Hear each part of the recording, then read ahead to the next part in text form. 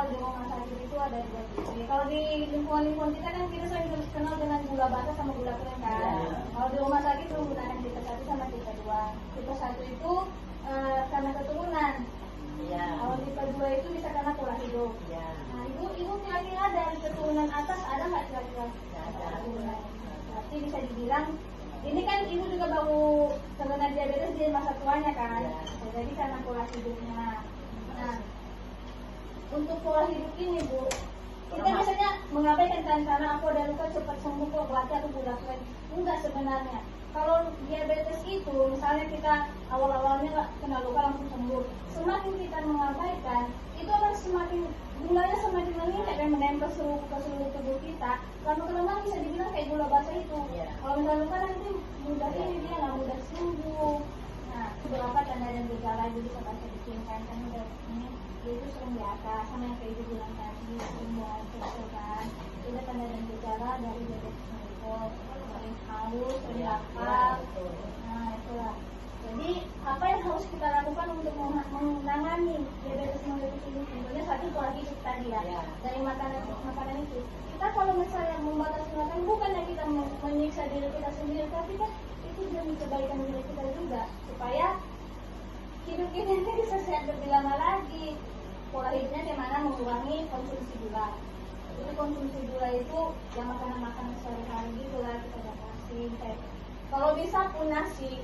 Kalau misalnya diabetes mellitus itu disarankan untuk makan nasi merah. Nah sekarang nasi putih itu masih mengandung gula itu Bu. Nah tinggi gulanya itu kalau nasi putih. Jadi kalau bisa nasi merah itu disarankan untuk penyakit diabetes. Nah untuk makan makanan yang lain-lain yang sehat, sayur-sayuran, jangan banyak makan makanan luar. Kalau bisa dimasak sendiri, karena biar kita bisa mengontrol gulanya.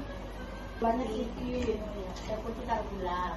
Nah, ini untuk gula tadi Bu, gula diabetes juga ada. Kopi Jadi kalau, nah yang tadi lagi mengurangi berat badan, salah satunya olahraga. Sebenarnya karena itu mungkin ada faktor jadi nggak disarankan untuk olahraga, tapi setidaknya berumur supaya keringat itu keluar dari gula-gula racun-racun yang ada di tubuh kita itu bisa keluar dari keringat kita itu, jadi itu bisa mengurangi, mencegah untuk memuncaknya ini diabetes tadi. Terus satu lagi Kalau keluar keringat dia apa? Lebih bagus. Harus ada pembakaran di dalam. Itu kan racun-racun itu yang keluar buat kalau keringat itu. Iya. Kalau diabetes kan kayak dia mengendap di sini, jadinya lama-kelamaan itu kan nanti yang bikin mukanya susah sembuh. Makanya baguslah Ampun namanya. Coba ini enggak. Katanya kebang yang tadi. itu jadi nyari tadi. Tapi jangan paksa nih, sampai mana aja. Terus orang bekerja.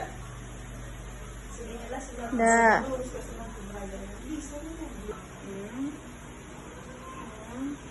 Letakkan.